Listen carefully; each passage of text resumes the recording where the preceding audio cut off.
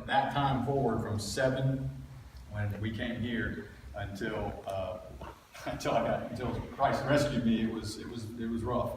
Dad would go and be gone for long periods of time. So I had a single mom. She was uneducated, had no way to support us.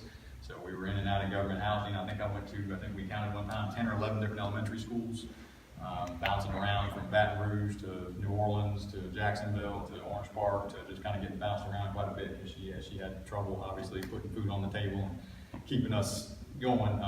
My grandparents, though, were the ones steady influence. They didn't give up, and my papa would bring. This was the sanctuary.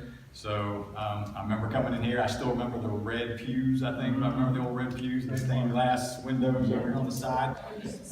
And I remember I was joking that they would almost get into fist fights out there over the pecan trees because you wanted that shade. So people actually got to church early back then. Boy, they wanted that shade because it was the only shade around. So they'd go out there. He'd always park under a pecan tree. And as we were walking up in here, I remember he would always give me a quarter because I was the oldest. My sisters would get dimes, and my little brother would get a nickel. And that's what we put in the plate.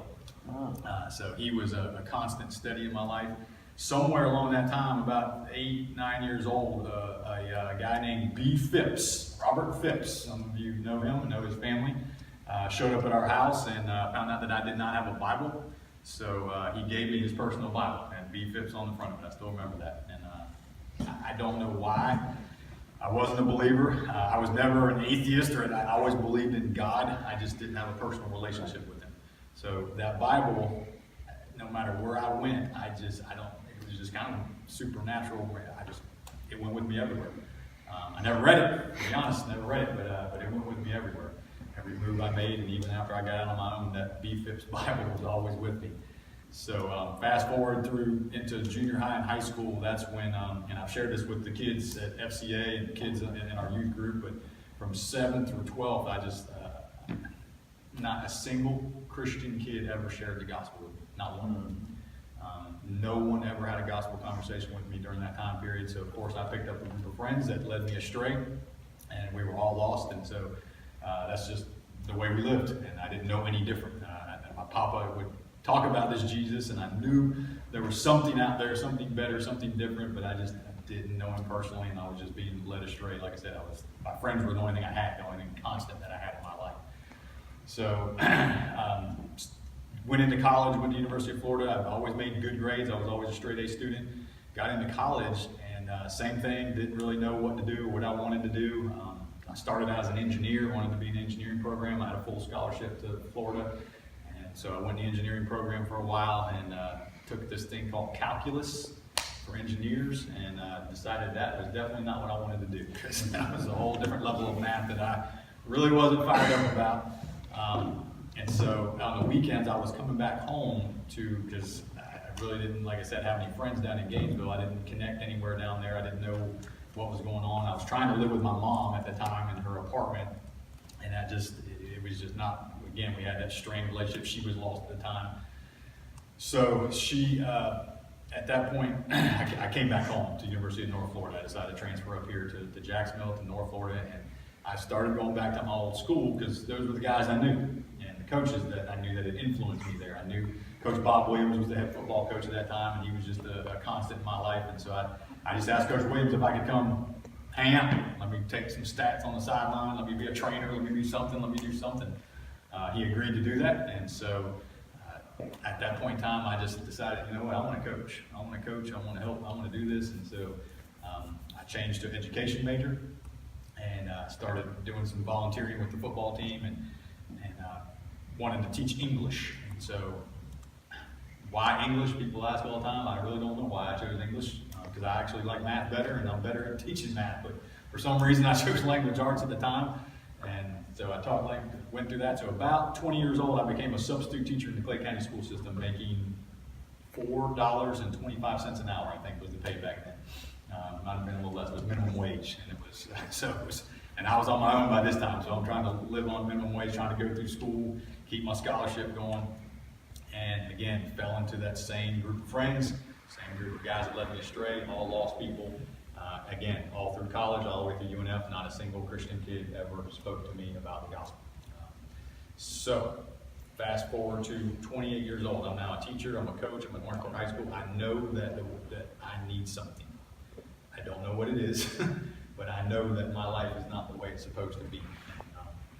I'm struggling with, I'm leading these young men now, because by this time I was the secondary coach there. I was coaching the defensive backs, and I was a language arts teacher, and I knew good things, and I was teaching these young men good things, and live your life this way, and try to do this, but then I was living an opposite way, and I knew something was wrong. I knew that, and I got more and more frustrated, more and more searching, and that Phipps Bible was always there. And so I'll never forget, I started flipping through the pages, and I started looking through it, and just kind of starting to read some of the stuff that was in there. A girl that I was hanging out with, she had told me about the Gospel of John, and she would talk to me a little bit about that and share that with me, but she didn't. I don't think she was saved. I think she was searching too.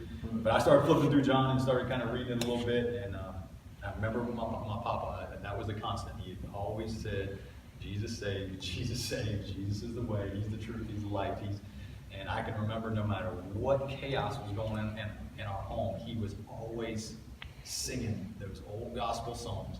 He always had that smile on his face. He always had Jesus' name on his lips. That's all. He was consumed.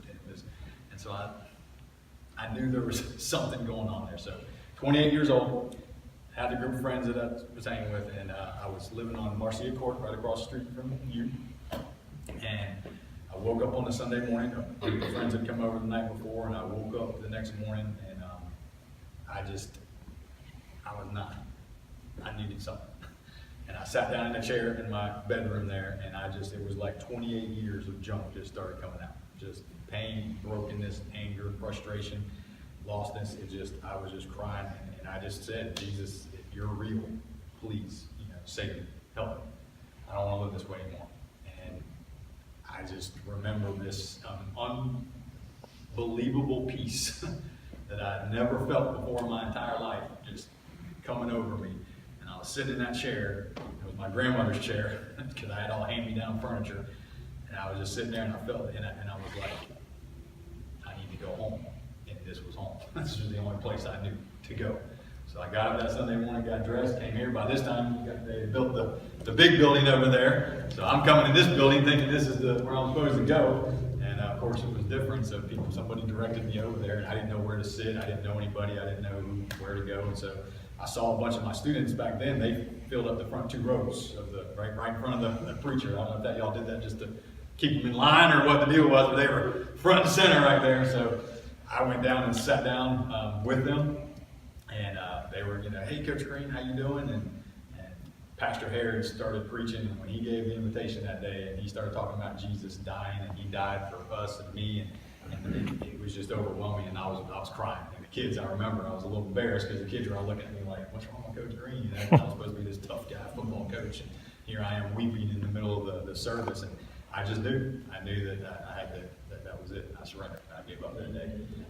So that's how I came to the Lord, and from that day forward, it's been an unbelievable journey. It's been, I could go on all day. We can go till 7 o'clock talking about what Christ has done in my life since then. To take a young man born to a teen mom like that, and have been to the places I've been, Honduras with Pastor David, and Cuba, and with some of y'all, and just Haiti with my family, it's just, and the family that He gave me and blessed me with, unbelievable. I can't even. I don't have words, to be honest, to say what He's done in my life and how He brought me here to this moment right here, staying in this building where I used to put a little quarter as a lost kid in a plate, and I had no idea why or what I was doing for Him to rescue. That was He gets all the credit, He gets all the glory. There's no other explanation for that other than the supernatural Christ, coming into my life and saving me. So.